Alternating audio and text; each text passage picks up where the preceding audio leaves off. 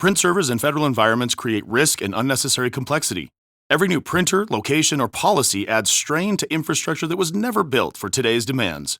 FedRAMP High Authorized Printer Logic eliminates print servers with a secure cloud-native, zero-trust solution designed for federal IT.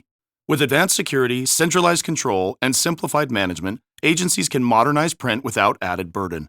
See what secure serverless printing looks like. Visit Vasion.com to learn more. Federal Drive is presented by GEHA, Government Employees Health Association, proudly providing health and dental benefits to federal employees and their families. Visit GEHA.com. President Trump has signed a new order to unleash the private sector to conduct offensive cyber operations.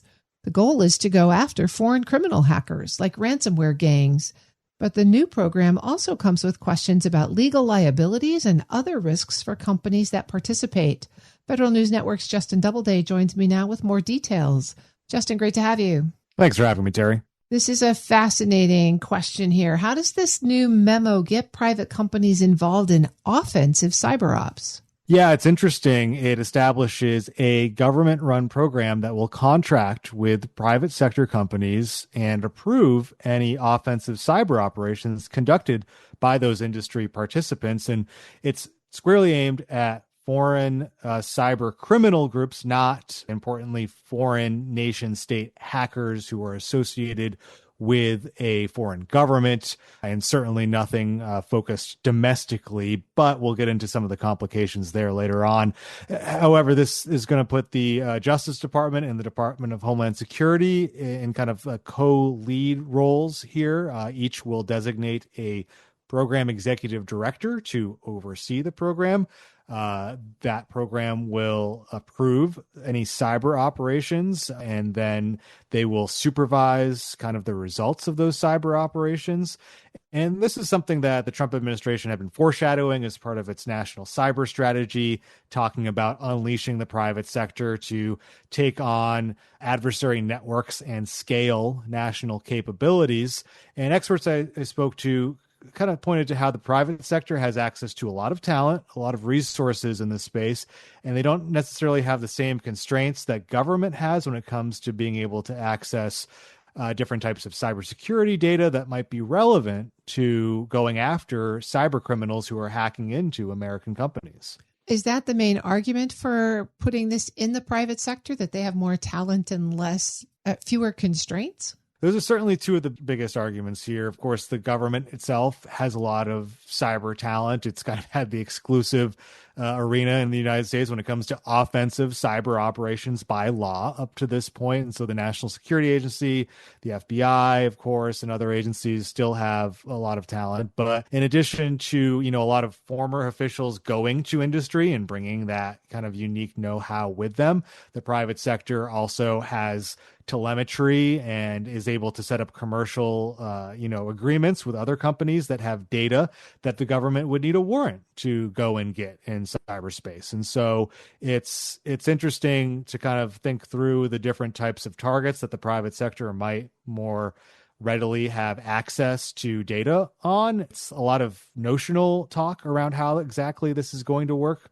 right now, but that's kind of what this whole memo is aimed at, is taking advantage of some of those unique capabilities within the private sector.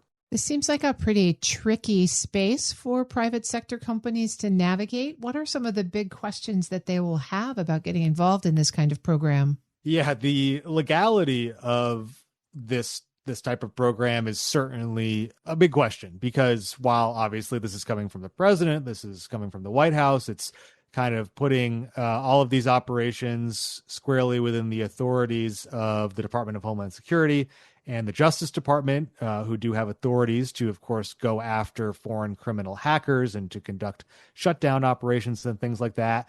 Bringing in the private sector and having them kind of formulate these operations and have them, be involved so closely in some of these offensive hacking operations is really raising a lot of questions about, how are foreign governments going to view this? If they're swept up in this somehow, if some digital piece of infrastructure is swept up in some of these operations, certainly foreign adversaries like China and Russia, will they view companies as more legitimate targets if they're going after criminal groups that are adjacent to these governments. And then just the fact that hacking is still by and large illegal under the Computer Fraud and Abuse Act and other laws. And how is the government going to address that? The memo doesn't squarely kind of address those questions. So I spoke to Lynn Brown. She's a former attorney at the FBI and currently at the law firm Wiley Rein. And she spoke about how these contractual agreements that DHS and DOJ will strike with these companies, the details of those contractual agreements will be key. I would hope that there will be robust dialogue so that the private sector can articulate to the government what it is that they're seeking in terms of potential liability protection or indemnification, et cetera. With the government's probable desire to have some kind of standardized template agreements for efficiency's sake and for uniformity's sake. So, Justin, as we move forward in this, how are the government agencies actually getting organized to oversee this program? Yeah, it's interesting. DHS and DOJ, as I mentioned, will be the co-leaders of this program. But the way this will be overseen on a day-to-day basis is through something called the National Coordination Center. Now, this is a relatively new government entity that was established under a immigration-focused executive order that Trump signed back on his first day in office, January 20th, 2025. The National Coordination Center under that EO was set up to coordinate the activities of federal Homeland Security task forces. And again, that was largely viewed kind of from an immigration lens, but DHS and DOJ, of course, have tasks there. And it'll be interesting to see how the personnel and how the resourcing and how all that works. We don't know a whole lot about this National Coordination Center, given that it's such a new entity. I spoke with Tanya Ugoretz, who is a former senior FBI official, former senior intelligence official who oversaw kind of the establishment of some cyber organizations when she was in government over the last 2 decades. She's now with PwC's Cyber and Risk Innovation Institute. And she spoke about how whenever one of these new kind of government coordination centers pops up, there's a lot of questions about how it's resourced and staffed. When you're standing up entities like that in the government, you're often not adding net new personnel and expertise. You're borrowing and pulling from the limited resources and expertise that already exists in various government agencies. So it's a really careful balance to create a central coordinating entity and ensure it has the right people and areas of expertise that you need, while also ensuring that the agencies they're inevitably reaching back to, who will have a voice in this coordination, remain sufficiently staffed. Again, that's Tanya Ugoretz, former senior FBI cyber official. And so we'll be watching to really see how the details of this new memo and this new program, novel program, play out. That's Federal News Network's Justin Doubleday. Justin, thanks for this story. Absolutely. It's been my pleasure. You can find his full story at federalnewsnetwork.com.